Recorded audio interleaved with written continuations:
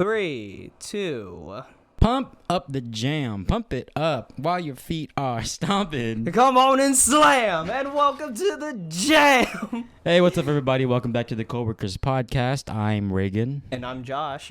And, I'm pretty sure that was pretty obvious of what we're going to talk about today. But before we get there, Josh, did you watch anything this week? Just two of the greatest movies to have ever been conceived. Nice.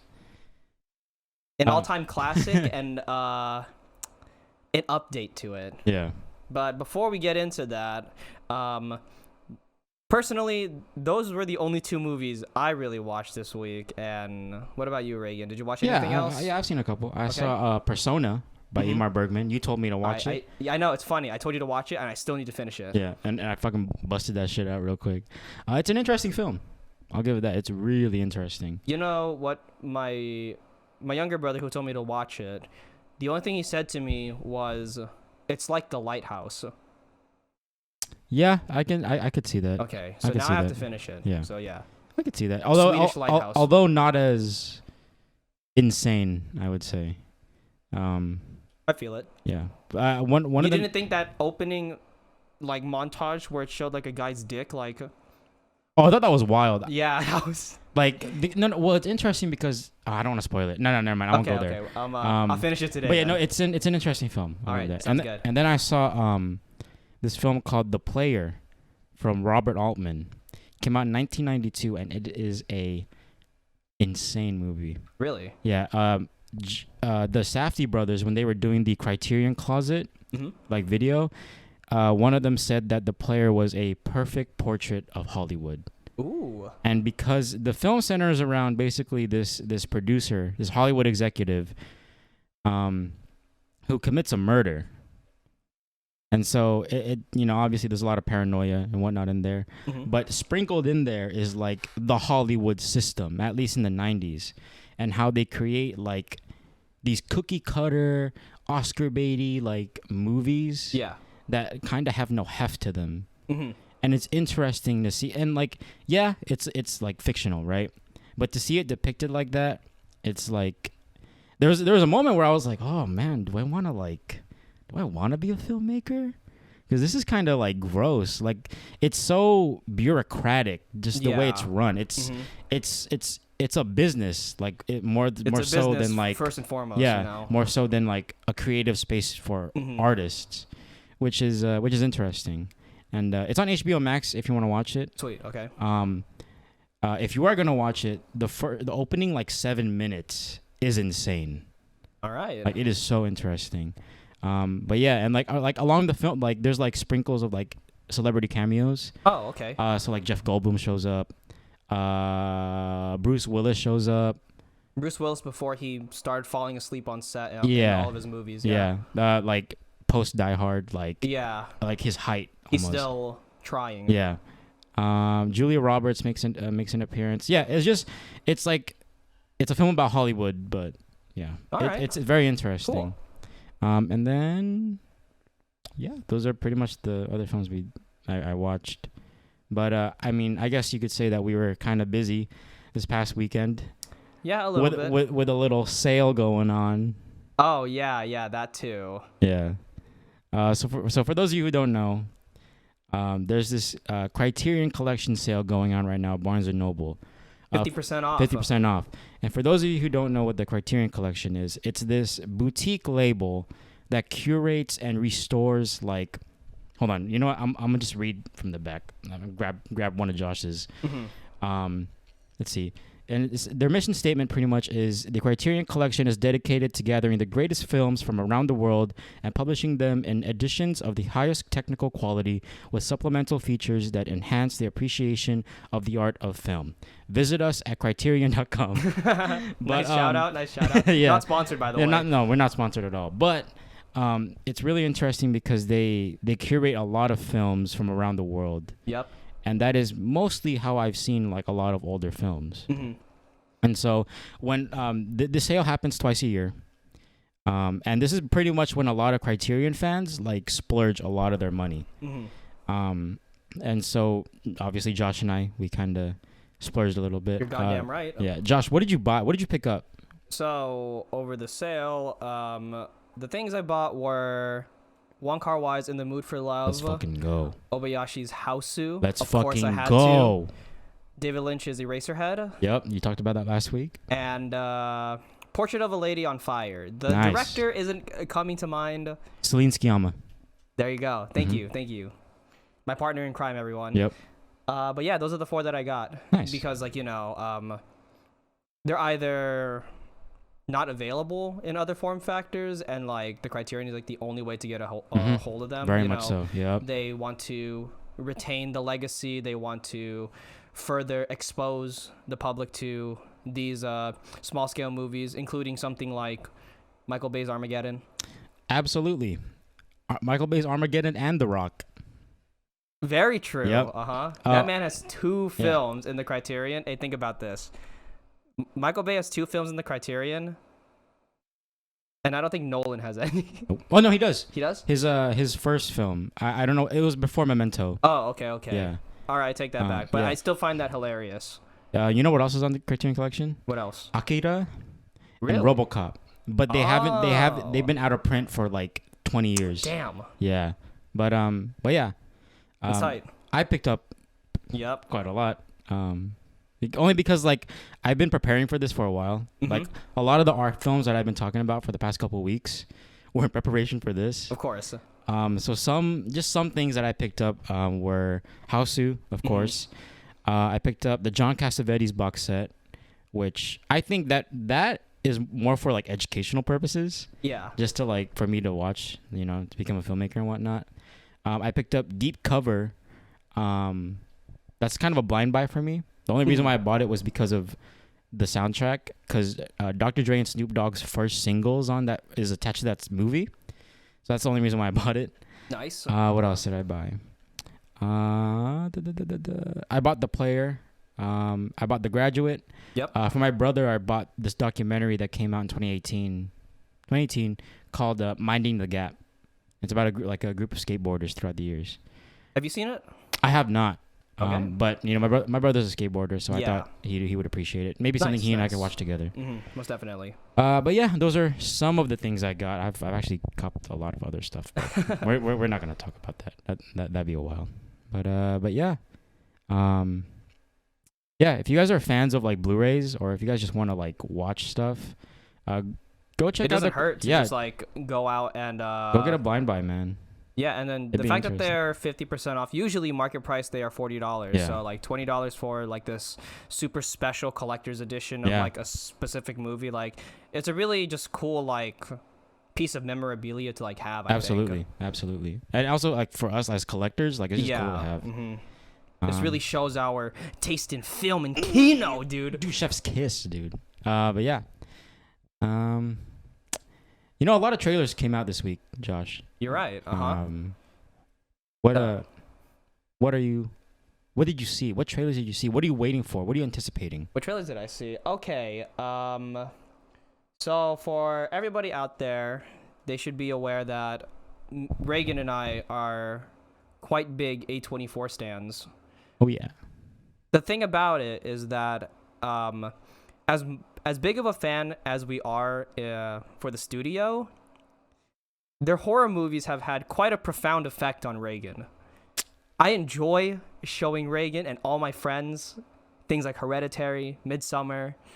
I still haven't shown them Saint Maud, but I did take some people to The Lighthouse, which isn't really a horror movie. I like The Lighthouse. But they were quiet. The people I took to go see The Lighthouse, Tyler, like Daniel and stuff like that, they were quite like, what the fuck did we just watch? Yeah. And I think they're funny because like I love them, but they're not for everyone. And to add to that list, there is a new A24 horror movie coming out this year called Lamb. Yeah. It stars Rumi Rapace, and some other people. Swedish actors. Swedish actors.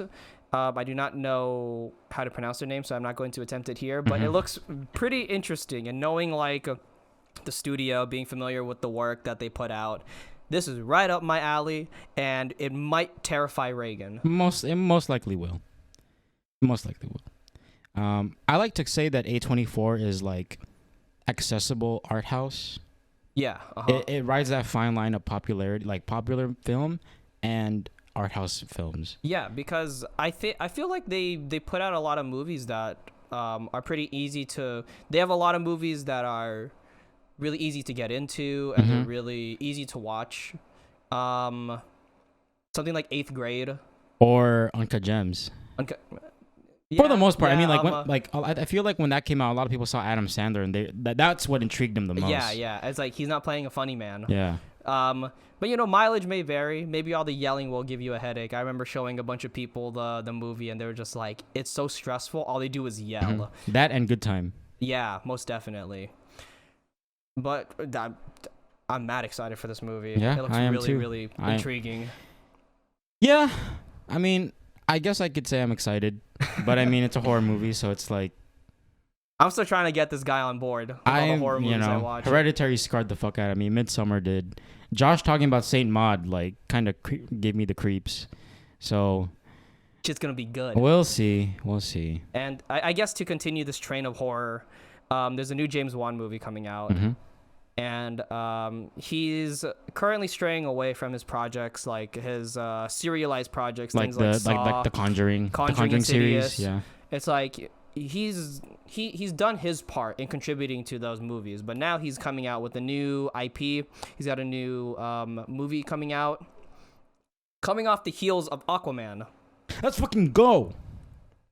To think that he would go from a movie that had a CGI octopus playing the drums. Let's fucking go. To a movie which seems to be heavily inspired by Italian giallo movies. Yeah. There's a really it was only present in a small chunk of the trailer, but it has that really striking, vibrant like color palette to it. It is a new movie called Malignant, and I saw this originally as an ad on YouTube, and it was one of the only ads I've ever sat through because I remember hearing that this trailer came out. This YouTube video sent it my way, and I watched it. It was more interesting than the video I watched. I don't even remember what video it was for. Nice. But yeah, this looks like a lot of fun. It just looks like not really like a heady, advanced, like, oh, this is a movie that wants to say something deeper than what it is. This just looks like a straight up good thriller movie. And I'm quite excited with like how the theater experience is going to be. Nice. Reagan, we're going to watch this in theaters together. Okay. We could bring more people. You could bring a blanket if you want. Okay. I guess I'll do it. Maybe if there's, an octopus drumming, maybe I'll go watch it. Dude, if something scary just happens, just close your eyes and be like, just think of the octopus. Just think of the octopus. Boom, boom, boom. He's only there for 5 seconds.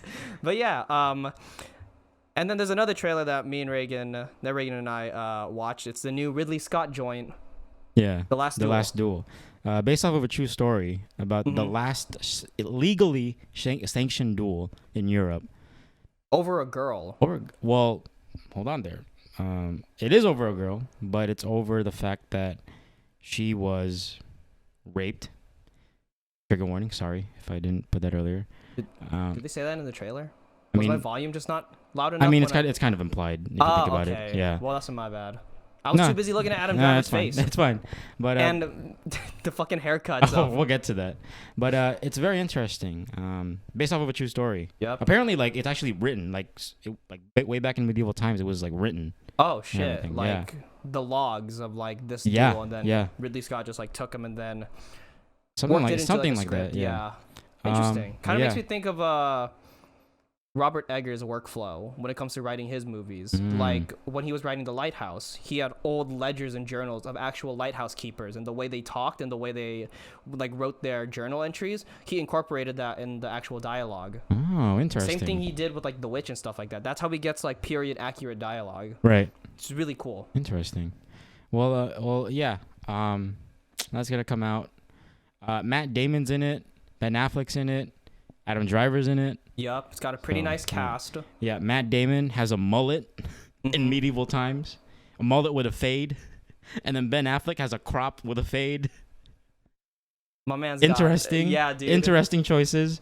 But I don't know. Like, that's the first thing that stuck out to me. I'm like, yo, they're all faded up. Like, that's crazy. How'd they do that in medieval times, bro? They got a zero fade in medieval times. They got a barbershop out there? That's crazy. They just got clippers? Like, oh, yeah, what'd you want today, man? Oh, okay, cool. I know the perfect cut for this duo, man. You want to line up? Dude, they fucking Lined them up too. That's Dude, that's hella crazy. funny. But yeah, it's interesting. If we are gonna watch it, that would be my first Ridley Scott film. Really? Yeah. You never seen Gladiator? Never seen Gladiator. Never seen Alien. Bruh. What else? Never seen The Martian. Wow. Yeah. So it would be my first Ridley Scott film. Interesting. Yeah. He's kind of a mixed bag. Yeah. That's what, so I've heard. Yeah. A lot of his older stuff are looked back on like fondly. Oh wait, I've seen Blade Runner. Oh, there you go. Never mind. I take that back. My what bad. am I telling you, bro? Yeah. A lot of his old stuff I looked at fondly. Apparently, there's another film that's coming out from him this year. What? Really? Yeah, very interesting. But I forgot what it's called. Oh my god. I don't know. Speed running movies. I guess I gotta get these all out. I guess we'll just have to wait and see, man. He's gotta get all these out before he makes the next Alien movie. Oh god, didn't he make the newest one, Alien Covenant or whatever? Yeah, and it felt like Ridley Scott was sleeping in his director's chair. Yikes. But That's all I could say. Yeah. Is there any other trailers that you've seen? Nope, I think that's it. I think now we could. Oh, what's up? Are there any like movies that you want to see that like came out? Oh yeah, that new Nicolas Cage movie. Pig. Yeah. I heard it's like a surprise. I heard it was like a silent like release, like it just kind of like came out and then now everybody's raving over it. It's And I love me some Nicolas Cage. It's because the thing is like with Nicolas Cage, like he's just been making movies left and right. Yeah, Like just okay, shit, like you know. the thing about Nicolas Cage movies is that it's definitely, I feel, quantity over quality. So you gotta sift through a bunch of stuff to like actually get to the good things. You have things like do you know this Nicolas Cage movie called Left Behind? No. It has to do with him on a plane and the plane gets lost. Are you sure that are you not talking about Con Air? No, this is another airplane movie. So this came out in like 2014. So like the plane like loses like the path it's going on, and then they're just kind of like floating, and they got to figure out why it does this. And then at the end of the movie, it turns out that the plane is an allegory for purgatory, and they're going to heaven. Interesting. It's some fucked up like dumb like oh my god too smart for you like type of bullshit. Dude, fucking Nicolas Cage, National Treasure, La Boule. We have to go to we have to find La Boule. Dude, Gone in 60 Seconds. I haven't seen that one. You've never seen that? No. For us, huge Fast and Furious fans, you need to watch Gone in 60 Seconds. There's a Really? scene where like this is like a Fast and Furious like 5, like before Fast and Furious 5 came out. My like God. there's a bunch of crazy car scenes. It's so funny. And I feel like a lot of people know the movie because there's a scene where like Nicolas Cage needs to hype himself up before the big like heist or something. Yeah. And like it's just the camera's trained on Nicolas Cage and he just goes like this. He just starts shaking and he goes, "Let's do it." And then he just my it just God. goes. It's so good. But yeah, that's a funny movie. But like the thing about Nicolas Cage movies is that like you have your Gone in 60 Seconds, you have your Ghost Riders, you have Left Behind, like I said. But after you sift through all of that, you're left with something like your National Treasures or Mandy. There's a film he made with Cher, which was nominated for a shit ton of awards or something like that. I think it was with Cher. When did this come out? Back in the 90s. Oh, okay. Yeah, there's a film that came out and it won a shit ton of awards. Are you awards. talking about Wild at Heart? No, something Las Vegas. Oh, okay. Something like that. But there is a movie, Wild at Heart. It's another Nicolas Cage movie. But then I think it's crazy. Like, so you kind of have to like look really hard when it comes to Nicolas Cage. He has to work with the right filmmakers. Yeah. Like the last thing I watched was Mandy, and I think that movie's a lot of fun. I think it's really cool, mainly because the director knows how to like craft a movie around Nicolas Cage's craziness rather than like trying to have him tone it down. Right. So Nicolas Cage is like clearly the star, so like they just gotta make him do all the crazy shit. There's a scene where he has a chainsaw battle with someone.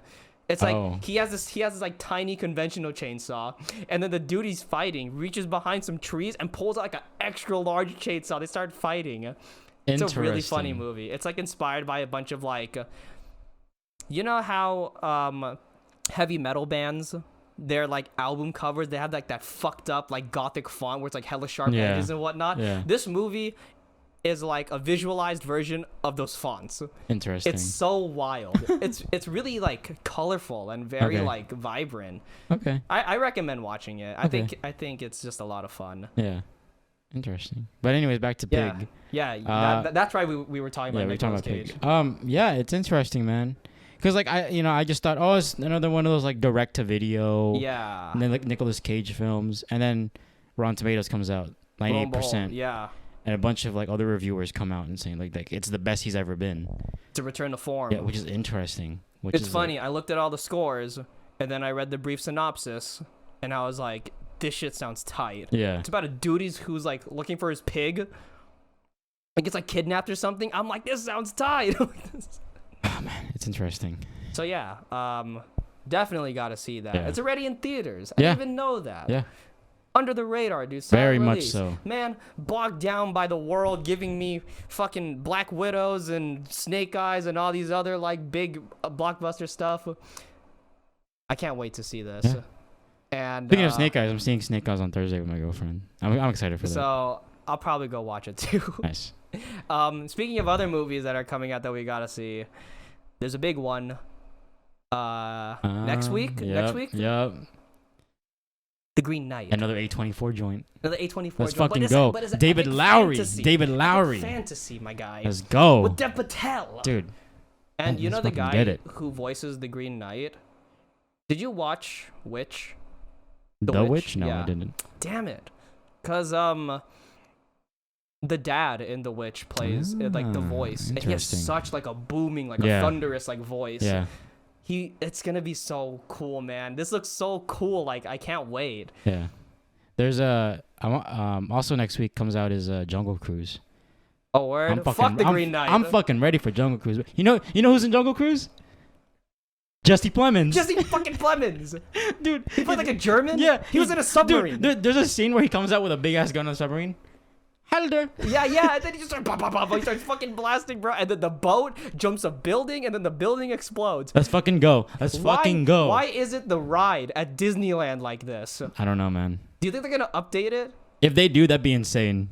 It's gonna go from like this slow cruise where you watch all the animals, and this shit's gonna start like you just go off like a everywhere. waterfall. Yeah. Or like last week or a few weeks ago when I went to go see Black Widow, that was the first time I saw the trailer for Jungle Cruise. Really? Yeah, and then I was like, what? And then the part with Jesse Plemons, like I had a Leonardo DiCaprio moment from Once Upon a Time in Hollywood. I was like, that's fucking Jesse Plemons. And then I couldn't believe my eyes. That was me too. When I saw it, I'm like, oh my god, Jesse Plemons. I was like, what are you doing here?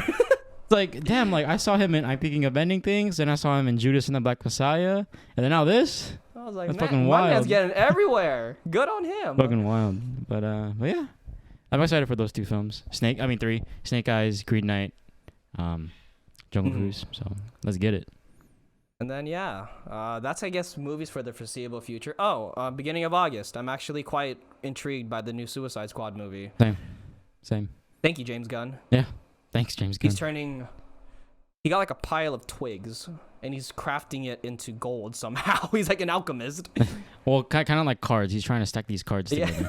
Slowly, ever so slightly. Ever so slowly. And then the fucking production company, Warner Brothers, just slaps the shit out of the fucking base, Warner bro. Brothers just gonna slap the fuck out of that. But, it actually looks good. Yeah, it looks pretty entertaining. So, we'll see, man.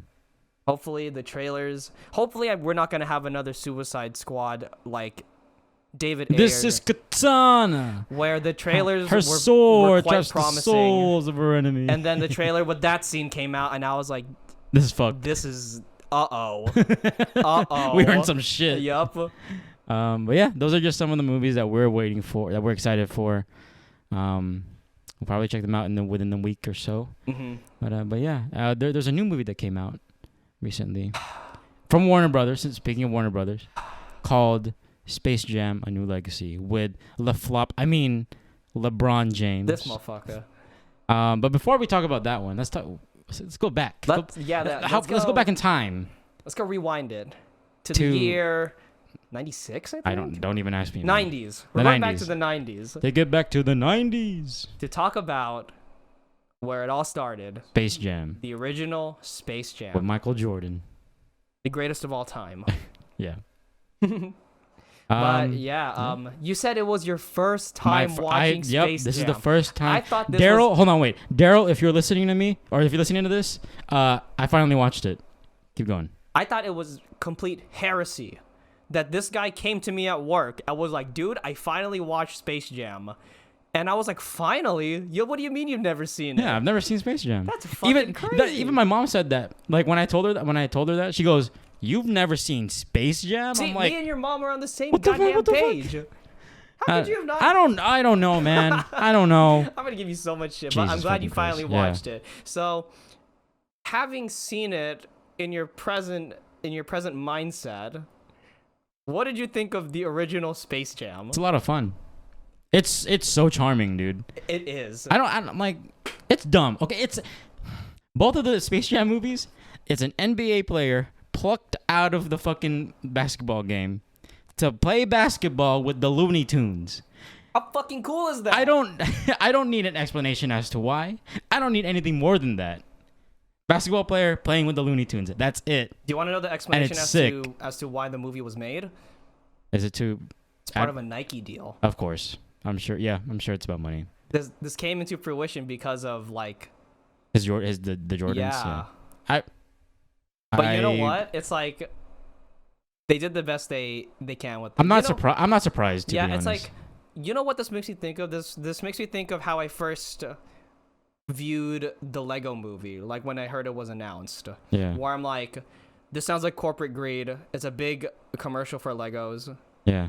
But it wasn't. Yeah. And not to say that Space Jam is on the same caliber as the Lego movie, but I think with what the concept is, the first Space Jam is just a lot of fun. Yeah. I think like it's funny that you say that about like the product or like it being like this advertisement for the shoes, because the shoes that it's known for, the Space Jam, like the Jordan 11s, it's in a shot for like half a second. Yeah, That's it. It's the shoes that are on the pedestal though, right? Like, no. It might be. I'm not sure actually. But there's these shoes like it's called the Jordan 11s. And they're nicknamed the Space Jams. Oh, okay. And it's the low angle shot, and it's when Michael Jordan steps onto the court. Mm-hmm. It's those pairs. I might be wrong. Don't quote me on that.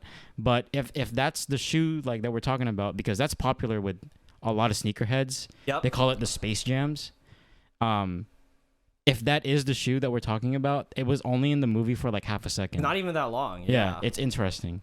But yeah, to go back to my thoughts, it's cool. It's fun. Yeah. I like it doesn't waste its time. It knows it's exactly such a easy watch. Yeah, it knows exactly what it's doing. Mm-hmm. It knows how stupid the concept is. And they just run with it. Yeah, they just throw it in there. They just throw Michael Jordan in there. Hey, Bugs Bunny's going to pull you through a hole. Yeah, like they're gonna use a magnet to pull your golf ball into the golf hole. That shit is so funny. It's like, man, there's like a simplicity with how they like just like wanted to just like get right into the movie. Yeah, and it's an hour and 28. Dude. It's an hour and 28. Like there is no fat. It's just straight up just, like basketball and cartoons. The alien comes here, they want to play basketball. That's Michael Jordan. Yeah, that's it. Get with the program. Like that's what you're in for. I think my favorite scene was when they were in the locker room when they were getting their asses handed to them. Yeah, and then performance enhancing drugs. The water. And then like at the end, Michael Jordan was like, "You guys had it in you this entire time." I'm like, "Okay." Yeah, it's like I liked that. Mm-hmm. That's a good lesson for kids.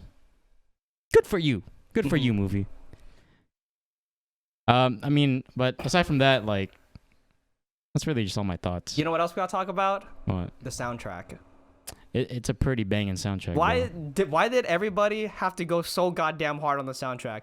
Okay, it's like, other than the Space Jam theme song, Quad City DJs, the other song that pump it up. The other song that this movie spawned, sadly, is R. Kelly's "I Believe I Could Fly." Uh-oh. And as I was like watching the movie, I rewatched it today, hours before we are recording this podcast. And for some reason, I forgot "I Believe I Could Fly" was made for this movie. Yeah. And then I was like, oh, damn it, like R. Kelly. But hate to admit it, but as I was watching that opening sequence when Lil Michael was playing b-ball and he's about to try to dunk the ball, and then you hear "I Believe I Can Fly," I was like, fuck, it's so corny. Yeah. Like, why am I vibing with, like, It's like, that's the thing, hate man. it. Yeah, That's the I hate thing. That's the thing, man. I But don't know. yeah, other than that though, every single piece of music is just, it fucking goes in. Mm-hmm. Seal, I'm gonna fly like an eagle. Oh my god, dude, like that shit is hella good. Let's fucking go. But yeah, I feel like this movie was so like, it's so simple, it's charming, and I really appreciated the integration of like the cartoon characters into the real world and vice versa. Dude, it looks good. Yeah, it still does look This good. movie's what, 20 something years old, and it looks good to this day. That's insane. Like the way they superimpose like everything, the way they like cut like all the real life elements into the cartoony elements, all the stuff that's hand drawn looks pretty good still. Like, sure, like the visual effects and whatnot, motherfucking Michael Jordan doing a half court dunk looks Just a bit stretching wonky. Looks a bit wonky, but like I just appreciated like the fluidity of like how everybody was moving and like how expressive the whole movie is, because it really captures like the Looney Tunes-esque nature of everything, and it's just a lot of fun. And I really appreciated like the movie being kind of meta about how it is directly taking place in like the real world. So a lot of characters use their actual name, just fictionalized versions of themselves, kind of. Sure, it's like semi-autobiographical to Michael Jordan's career, but then Bill Murray comes walking in, playing himself, wanting to be a basketball player. Yeah. And he's playing golf with Larry Bird. Like, what? It's so funny. Yeah. Oh, let me tell you about my favorite scene in the whole movie. You want to know what it is? What? It's when Charles Barkley gets dunked on by those kids. Oh, yeah. And And they tell him to get the fuck out of the fucking court. He's like, you're not the real Charles Barkley. You're just some wannabe who looks like him. Get out of here. I bet and you. he looks so defeated. I bet you Shaq, when he saw that for the first time, he was just laughing his ass off, Dude, bro. that part is like my favorite. Like, I don't know why those scenes of them in the hospital got me laughing so much. Like, all the dudes like tall as hell, they're walking, and the short guy's in a wheelchair, just pushing himself in a wheel. I'm like, what? It's so funny. Yeah, like, it's funny, man. Okay, and then I guess with this movie, I want to bring up like something that like sprung up into my head when I was watching Space Jam: A New Legacy. I'll talk about it when we get there, like more in depth. But it's this idea of like studios essentially trying to be self-aware. And so from Space Jam and like how it's looked upon today, it gave birth to a lot of memes. And like, you know, there's a lot of like moments from Space Jam that are like kind of like captured in time and like spread around, and like when you see it, you're like, oh, that's from Space Jam, and it brings like a fondness to it, like there's a fond memory attached to it. Yeah. It's the same reason as to why like The Room is so like remembered in modern times. It's because of like the genuineness that is found in those movies, which then births like the memorability of these movies. The new Space Jam is like the inverse, and we'll get to that real soon. Yeah. But do you have anything else to say about the original Space Jam? I didn't give it a grade. You didn't give it a grade? But I just thought it was a lot of fun. Yeah. I don't know. I don't need to give it a grade. It's just fun. It's just fun. Yeah. But yeah. I went on my IMDb and then I rated the movie. Like, I'm just kind of just like down the middle. Like, I gave it a 5, as in like, so this 5 for this movie represents that like, oh, I can just put it on and like I just have it on in the background. It's just like, it's not exceptional, it's not bad, but like I just have a lot of fun with it. Yeah. Exactly. Yeah. Like it's not 5 as in like it's forgettable or like it's average, but you know, there's a lot of joy to be found in this. Of course. Goddamn movie, dude. And Danny DeVito as the he runs the theme park on Moron Mountain. That's Danny DeVito? That's Danny DeVito. Oh, fuck. So funny, bro. I'm built like Danny DeVito. Bro, chill. I'm playing. But yeah. But before we talk about Space Jam: A New Legacy, here's a word from our sponsor.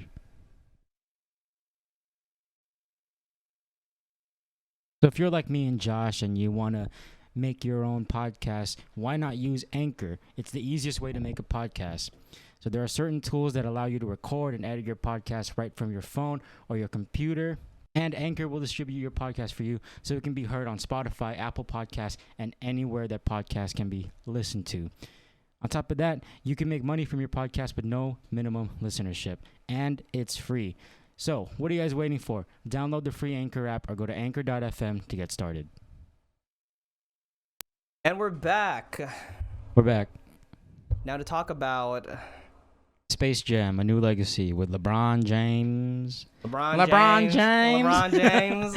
All right, let's just get into it. What we think? Regan, you go first. I didn't mind it. Oh, Like, he didn't honestly, mind it. I Okay, didn't then. mind it. It's dumb. It's dumber than the first one. I didn't care for it. I didn't mind it. Did you like the Whatever. parts? I already know about how you feel about LeBron James. Don't. So You shouldn't have said that. did you Oh, fuck. appreciate the lines in the movies where they're just completely stroking his ego and like Don Cheadle's expository dialogue about how he's the greatest to have ever done it? So I'm Whatever. guessing that part of the movie might have rubbed you the wrong way. Whatever. Yeah, whatever. Anything else Whatever. you gotta say about? I don't the know, movie man. other It's than like- whatever. No, I mean, aside from that, it's a lot of fun. You know, it's fun laughing at some shit. Yeah, I don't. It is. Again, it's dumber than the first one, but I don't care. It's just something. It's fun. It's cool. It's LeBron James playing with the fucking Looney Tunes. I can't ask for anything more than that. Yeah. You know what I mean? It's like they're playing basketball. Who gives a fuck? I don't care. Yeah. Stephen Yeun's in it. Sarah Silverman's in it. Michael B. Jordan's in it. I thought the Michael B. Jordan part was the funniest part of the movie. We'll get to that. Michael A. Jordan. We'll get That's to Michael that. B. Jordan. We'll get to that. It actually got a laugh out of me. Yeah. I was like, who's gonna come out? I thought it was gonna be Shaq. Yeah. I thought I'd laugh my ass I off. think first and foremost, this movie is way too fucking long. It's hella long. This movie's fucking like I literally felt like they were just dragging this thing out. Dude, I was like, yo, what the fuck, man? What are you doing? Yeah, hurry up. Let's get to the basketball. Let's get to the basketball game, man. Because like, okay, in the first one, right? Yeah. They just threw you in there. Uh-huh. Aliens wanted to play basketball, get Michael Jordan. Here it's like we got to take little tiny steps to get to the actual basketball game.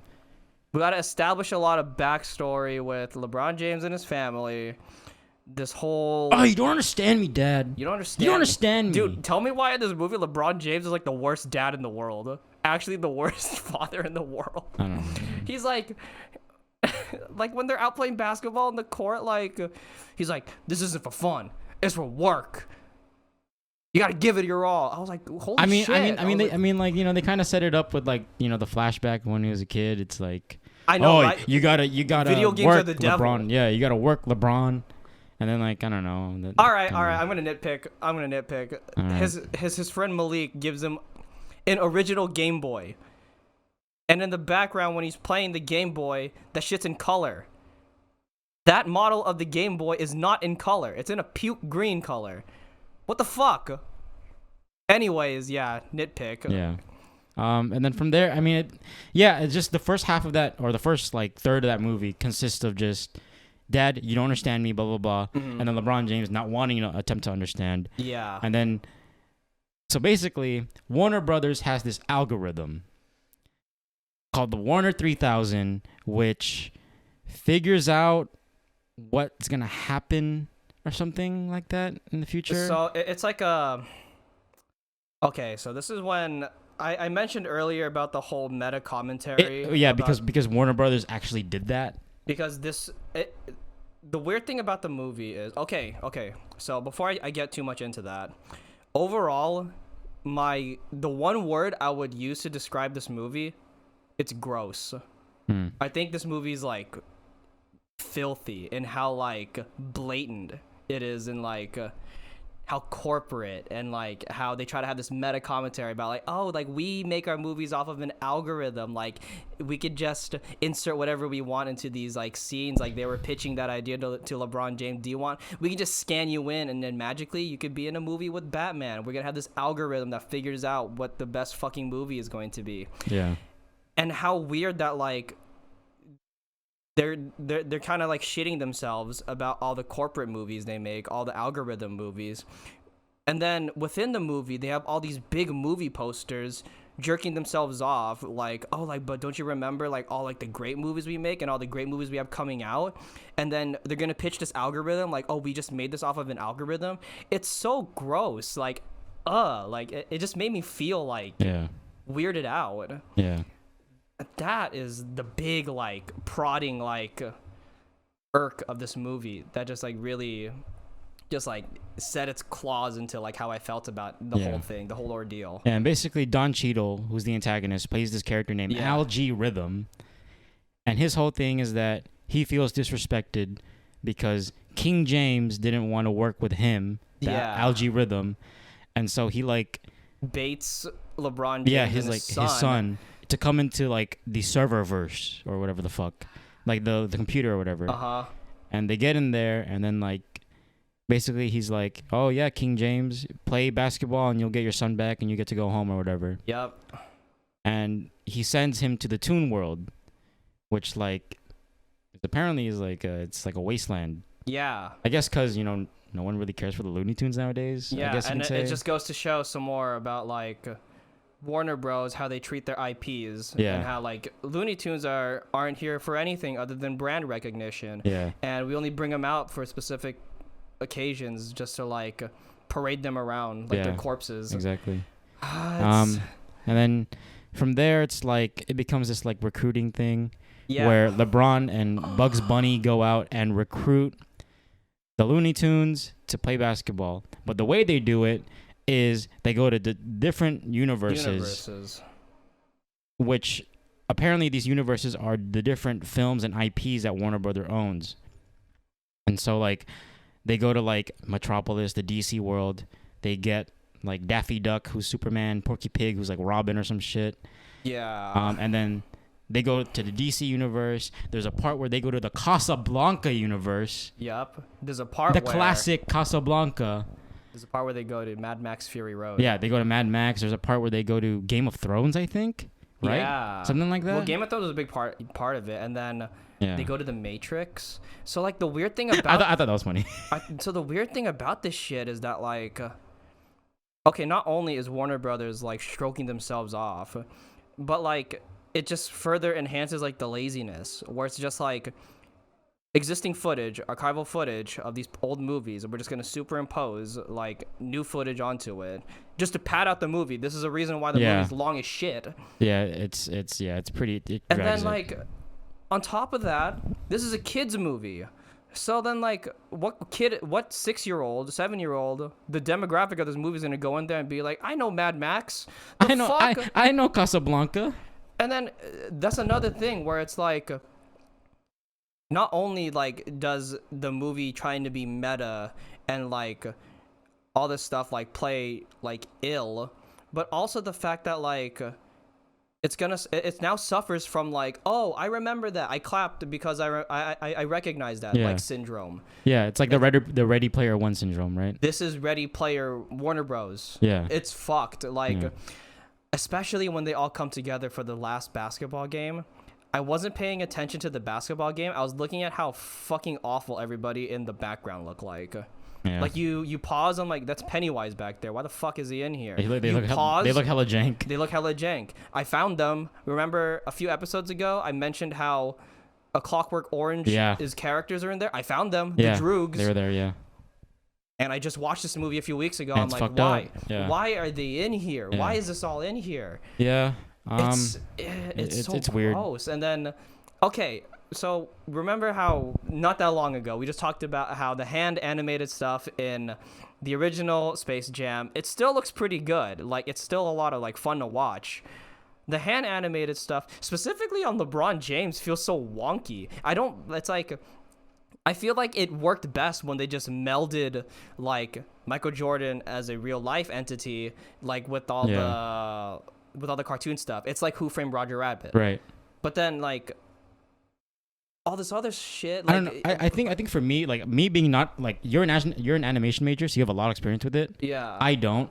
But seeing 2D animation, I think is refreshing. yeah, Only because we are so oversaturated with 3D animation, with Disney, Funimation, whatever, right?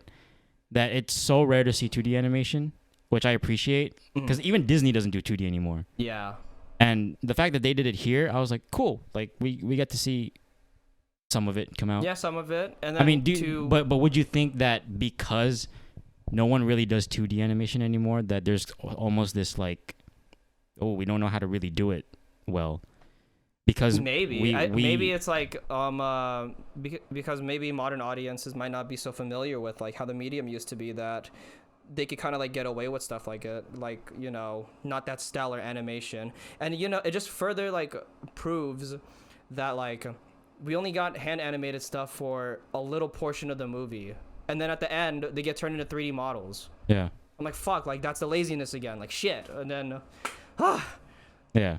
Well, basically this whole like Ready Player Warner Brothers thing, that takes up about a good chunk of the film, like the second half almost. yeah, the entire second half, which also feels so goddamn long. Like the basketball game felt so long. Yeah, it did. It's an hour, I think. And then it's like I remember I was watching the original Space Jam, and then I was like, "What the hell? We're already at the final. We're already at the basketball game. Yeah, it was just a breeze. Yeah. This one is a slog to get through. It's a trek, man. And then so they go back to the Toon World, and then that's when the game starts. And Algae Rhythm comes down, and he's like, "Let's get this game started." And then he invites all of these past IPs from the Warner Brothers like franchise, or you know, whatever the fuck. Yeah. King Kong, Godzilla, the Iron Giant, whatever the fuck, they all come. Flintstones. Yeah, Flintstones. Yeah, like all the Hanna-Barbera characters are there.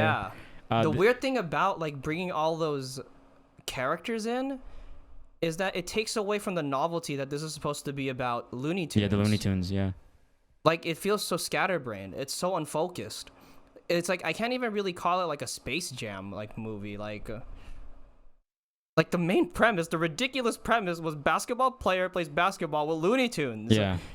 And that takes a back seat to like, hey, remember all these fucking characters? all these other characters? There's even a line. There's a Training Day line. King Kong, you got nothing on King me. Kong. Yep. I was like, oh, that's Training Day. That's cool. It's like, what the fuck? But yeah, and then the basketball game starts, and there's a twist where Algae Rhythm sucks in humans to participate or to be viewers of the game in real life. I didn't know Algae Rhythm was also the NSA, bro. Like they're spying on the Yeah. cameras, bro. What the fuck? And then LeBron James's family in the movie gets sucked in. And then like, you know, it's from the trailer where it's like, oh, go get our son back or whatever. Yeah. And the game starts. But this isn't just any regular basketball. It's basketball but better. Yeah, his son's version of basketball. Because his son wants to be like a video game designer or whatever, right? And so he designed this new basketball-ish game. And for the characters, he scanned like NBA and WNBA players. Mm-hmm. First of all, I'd like to apologize in advance. I don't follow the WNBA. But for those who follow the NBA, there are recognizable faces. Damian Lillard, Klay Thompson, and Anthony Davis. Yep. They are, and like two women from the WNBA. They are the other basketball players that are in this film, just like in the original Space Jam. They're essentially the Mon-Stars from the original movie. Pretty much, yeah. And so and then like their like design is like based on, I don't know, like they're like monsters. Yeah, because like one of them's a snake, one of them's a spider.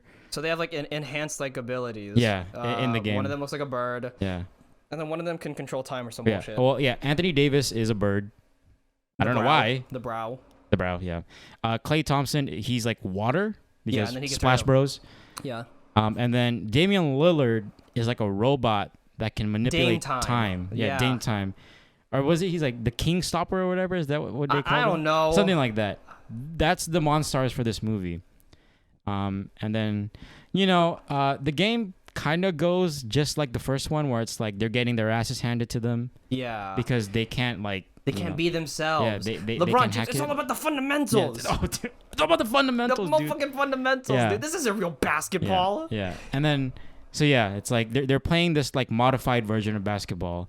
For anybody out there who's familiar with video games, it's a lot like NBA Jam. It's like an arcade basketball cool. game. Yeah. Where like there's a bunch of like power-ups, and then you just there's style points and stuff like that. Style points. And that's what they get graded on. That's how the game works. And LeBron James cannot wrap his brain around like unconventional basketball. So they get their asses handed to them, and then, mind you, it's like 1,000-point lead. Yeah, a 1,000-point lead. And then everybody was again clamoring about how LeBron James could come back from anything. He's like, he could do whatever he wants to. Like, dude, the announcers, Lil Ray Howard was in there.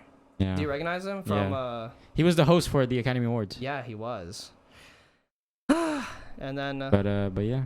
the basketball game happens. Yeah, and then they get their asses handed to Looney them. Tunes, then and get loony. Yeah. And well, they go to the locker room. Oh yeah.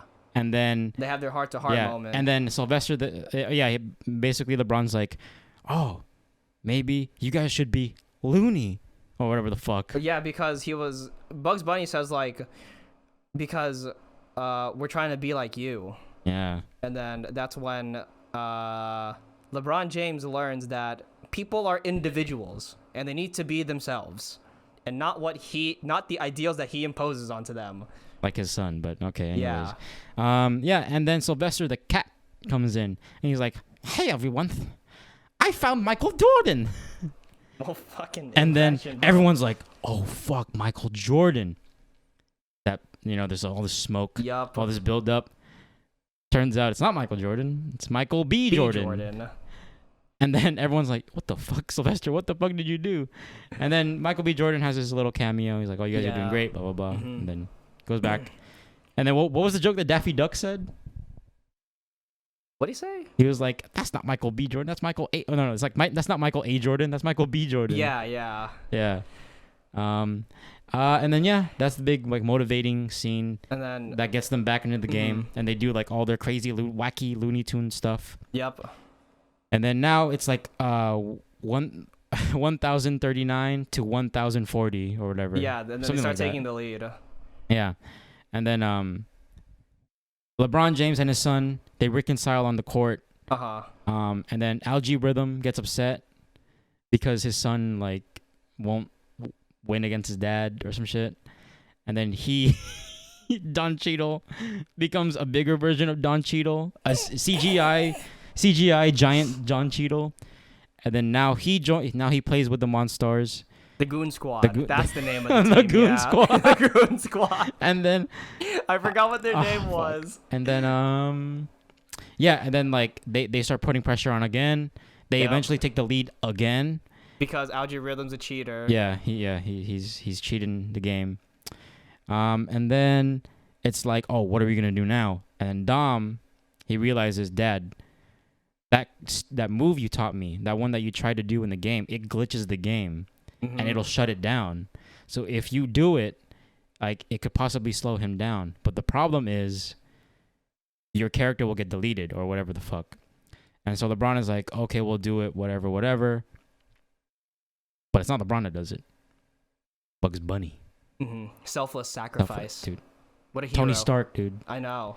And he so, said, "I am Bugs Bunny." Snapped his fingers. And so what is it? It's like step, crossover, like take a step back. Take a step back and then shoot. In, out, crossover, step back, shoot. Yeah, that's what it is. And so LeBron tries to do it. Bugs Bunny does it, and he starts glitching out. Yeah, he starts. Everyone's like, Bugs, no. Everybody is like, no, you can't do it. You're gonna get deleted. Yeah. And then LeBron's just going for the thing, just like Michael Jordan, going for the dunk. Yep. But then giant Don Cheadle like pulls him down, and then his son sees, he grabs one of those like power-ups, slides it over, and then he bounces back up and gets that dunk in. And they win the game. Big whoop-de-whoop. Everybody gets to go home. Everyone gets to go home. And then Don Cheadle gets posterized. And then at the end, Bugs Bunny's glitching out. He's gonna get deleted. Yep, Toon World gets restored, but Yeah. at what cost? But at what cost? But at what cost? Bugs And then Bunny. he's like, that's all, folks. Did he vanish in that scene? Yeah, he did. And then like when he vanished into like the sky, There's like a silhouette. There's a silhouette of Bugs Bunny. Bugs Bunny. What the fuck was that? I didn't know Zack Snyder directed 5 seconds of this movie. And then they all go back to the real world. 2 and- weeks later, or yeah, 1 week 2 week- later. yeah. And then now LeBron James is more understanding of his son. Mm-hmm. He is now open to what his son wants to do and not what he wants his son to do. And so he takes him to this video game conference that he's been wanting to go to. It's like a camp, yeah. Yeah, video game camp. And and then takes his son, and then all of a sudden, what's up, Doc? And then Bugs Bunny shows up. He's not dead. He's alive. Bugs Bunny will always live, bro. Yep. And then And there's okay, so there's no explanation as to how Bugs Bunny got there. But like, you might think, oh, it's just a Space Jam movie. Like, why are you thinking about it so hard? It's because in the original Space Jam, the Looney Tunes characters are directly interacting with the real world. They call it the 3D world. yeah. So why the fuck did Bugs Bunny end up in LeBron James's world when they're stored on a computer? yeah. And then even Bugs Bunny is like, I can bring like all my friends along. Like, how the so like anybody who's anybody, if they're aware of this world, they can just fucking come in there. Yeah.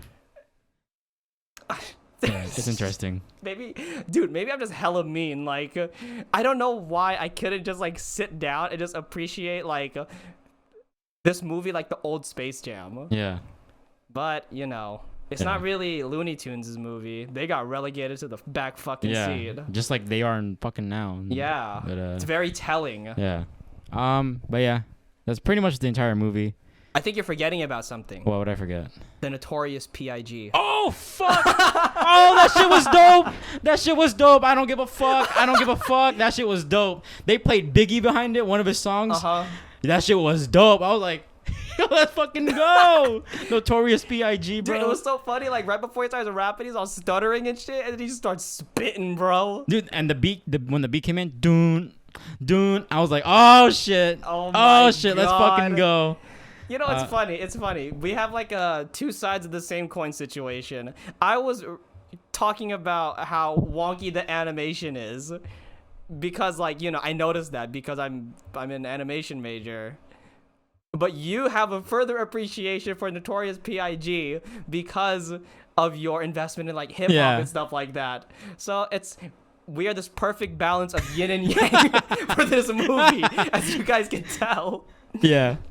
But yeah, that shit caught me off guard, bro. I was like, is this real? I mean, it doesn't make sense, like, at all. But I don't give a fuck because it was like, fucking in dope the as middle, fuck. okay, what instigated it? I don't remember what the dialogue that Don Cheadle says, but he's like, no, I didn't mean for it to be a rap battle. And then suddenly, rap battle. Yeah. I was like, what? It's like Daffy Duck, like, oh, we're rapping now? And then... Oh my fucking he God. passes the mic to Porky Pig, and they're like, okay, and then he starts like spitting, and I'm like, yo, let's fucking go. Bars, bro. Yeah. But I mean, that's Space Jam: A New Legacy. That's Space Jam: A New Look, Legacy. hey, if you guys are basketball fans, if you guys are fans of the first Space Jam, you're gonna have a great time with this. You know, even if you don't like LeBron, if you are a LeBron fan, you'll love it even more. But yeah, like I personally did not have a problem with this movie. I just sat back and watched it. It's dumb. It's Space Jam. It's dumb. It's whatever. I didn't have a big issue with it. You know, if you're gonna watch this, like, you have a good time. Also, we had a portion earlier where we talked about how good the music was in the original Space Jam. They didn't play Quad City DJs fucking once in this movie. Why? I can't remember a song from this movie aside from the rap from Notorious P.I.G. Yeah. Can't remember anything else. I remember like I more so remember like the people attached to the songs when I looked at the soundtrack afterwards. Yeah. Like apparently the rap collective Brockhampton, a group I'm a big fan of, got commissioned to do a song. I didn't even know they were in this fucking movie. Oh, interesting. And then Pump Up the Jam, like they played a little bit of it, but apparently in this movie, like Lil Uzi Vert has a it's a part in it. remix. It's a remix of what the fuck is this music now? There's no Seal. There's no Quad City DJs. There's no R. Kelly, which is good. Okay, yeah, that is a win. Yeah. But I'm saying like the music was still forgettable. Did you know that originally, you know who was commissioned to do the score for this movie? Who? Hans fucking Zimmer. What the fuck? And then Why? And then apparently, like, someone came in to like co-write with him, but then Hans Zimmer silently left the project. He just like slowly stepped out of the room. You know that video of Homer Simpson going into the fucking bushes? It's Hans Zimmer. What the fuck, dude? Hans Zimmer. Nah, bro. I'm glad he stepped away from this movie, bro. Holy shit, Hans Zimmer deserves better, bro. But yeah. What would you grade this one? What did I? If you had a grade. I do have a grade. Oh, here we go. Dude, this joins the wonderful league. It's sitting on my shelf of movies along with Army of the Dead. Oh shit. Bro, I gave this shit like a 2. Oh wow. I guess this just further cements how mean and how much of a cynical asshole I am. But there's a lot of things in the movie that just really rubbed me the wrong way. Mainly like the corporate nature of it. That's I fair. feel like it just lost the simplicity. It lost For like, sure. the genuineness and like the heart of For like sure. we talked about how the first movie was like an advertisement, how it was the idea was conceived off of this like Nike deal and whatnot. But I feel like with that first movie they just like found the concept, they just ran with it, and they just kept it very simple. In this one, like, there's a bajillion fucking characters. The Looney Tunes take a back seat to everything that's going on, all the visual spectacle. And it's just odd. It just feels it feels like an algorithm made it. How funny, haha. Warner Brothers knows how to laugh at themselves. Yeah. Oh, dude, I almost forgot. If we're going to talk about, I almost forgot about the meme part that I was referring to. So, Space Jam, the original. Is it Chungus? Is it the Chungus one? Yeah, I noticed that too. So Space Jam naturally gave birth to like memes and like things like memorable moments of the movie because of the fact that it was actually made with good intentions. Yeah. In this movie, Warner Brothers tried to play it up, be like, oh, we're aware of the memes and stuff like that. And Big Chungus shows up for 5 fucking seconds. Another, you know what? You gotta laugh at me. I don't care. You gotta laugh I had at a me. Leonardo DiCaprio moment for this movie. Was it Rick and Morty? Oh, fuck! You're right. That shit was funny too. I kind of laughed at that. That was kind of funny. Oh my god, this movie's giving me a headache. There's like all this stuff about like the corporate nature, about like, hey, I remember this. Hey, I remember this. Like the scene where LeBron James is going to the Toon World and he's passing by all the worlds, and it's playing all like the theme song cues from each movie, and I'm just like, it's like sensory overload. I'm like, this isn't what I came here to see. Like, I don't want to see like all these other things, all these other fair. ideas. So that's fair. probably why like I'm so critical on this movie. But yeah, but then again, I'm guessing 99% of the world is probably not like me. So if you go see this, it's on HBO Max. Like, just think of it as very simple and straightforward. Don't think about it too much. Yeah, that's fair. I didn't give it a grade like for Space Jam. I just thought if you're gonna have fun with it, you're gonna have fun with it. Dude, what if people go on your letterbox and they're just like, "Where's the Space Jam rating?" I ain't giving it a rating. They're clamoring for it, Regan. Oh God, no! I'm not giving it a rating. I'm not giving it a think rating. of it. Nope, I'm not giving it a rating. Just like the first one. But yeah, that's pretty much this episode. Space Jam. What did it Space cost? Jam. Bugs Bunny. Costed Bugs Bunny. He fucking died. Oh fuck! All right. Well, yeah. If you guys enjoyed this episode, please let us know. Be sure to follow us on Instagram at coworkers.podcast to be updated with future episodes. And yeah, that's about it. I'm Regan. And I'm Josh. Thanks, everyone. Have a good night, Good everyone. night.